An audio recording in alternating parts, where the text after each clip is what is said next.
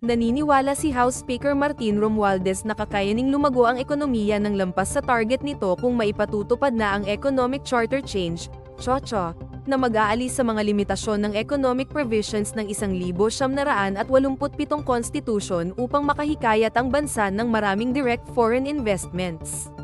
Aniya, kung maabot ng bansa ang 6% growth rate ngayong 2024, hindi na rin ito masama dahil maihihilera na nito ang Pilipinas sa mga fastest growing economies sa Asia-Pacific region.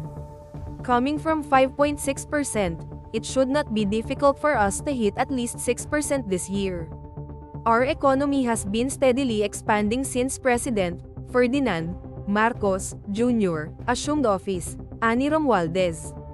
Importante rin daw, ayon sa House Leader, na maalalayang mabuti ang sektor ng agrikultura at ang produksyon ng pagkain, at agarang maresolba ang matinding traffic, lalo na sa Metro Manila, na pawang nakakaapekto sa sitwasyon ng ekonomiya ng bansa.